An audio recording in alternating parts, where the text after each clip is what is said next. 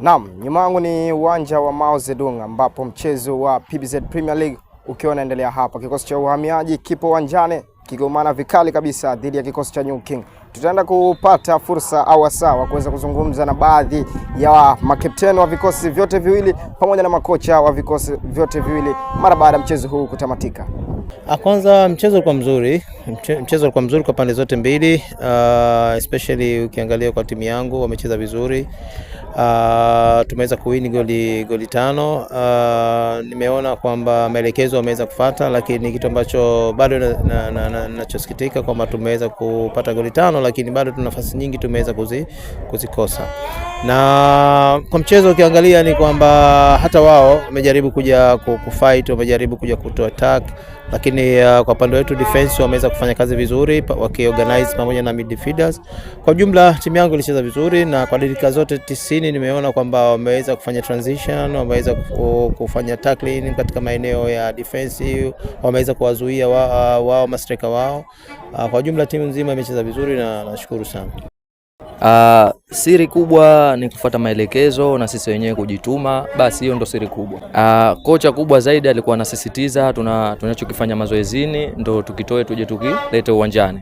Kwa hiyo sisi kubwa ni kufuata maelekezo kama anavyotaka, na ndio maana mechi imekuwa rahisi kwetu, tumepata matokeo. Sawa, neno lako la mwisho.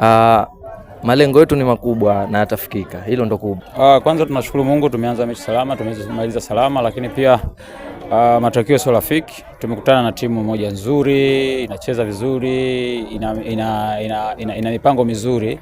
Ndio maana tumeweza kucheza, wameweza kutufunga, lakini sisi tatizo moja tulikuwa tumelifanya ndani ya uwanja kwamba tulilose confidence, tulipoteza mipira mingi sana, tulikuwa tunachelewa kukaba kwa wakati, tulikuwa tunachelewa kurudi kuzuia. Kwa hiyo hicho kitu ndio kilichotufanya mpaka tumepoteza game, lakini sio mbaya kwa sababu mwalimu ameona makosa tuliyofanya, na imani tutarudi kwenye kiwanja cha mazoezi, tutarekebisha pale tulipokosea na tutaendeleza yale mazuri ambayo tumeyafanya. Sawa. Mimi naomba wasivunjike moyo, waendelee kutupa support. Mimi na imani mechi zingine za mbele tutawapa furaha, tutafanya vizuri.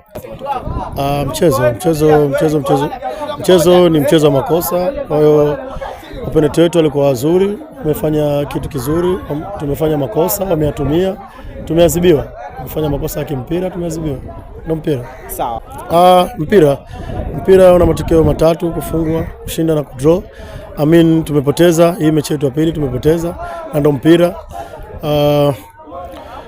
Tumepata mechi kama 4 hivi mfululizo tumeshinda. Kwa hiyo leo tumepoteza, wasife moyo, bado tuko pamoja, tunaendelea kutengeneza timu. Naam, na hayo ndio alikuwa baadhi ya maoni kutoka kwa wachezaji wa vikosi vyote viwili, lakini pia kwa makocha wa vikosi vyote viwili kuhusiana na mwendelezo wa ligi ya PBZ Premier League. Nikiripoti kutoka hapa viwanja vya Mao, ni mimi Kasim Sadat Othman wa Mzawa TV.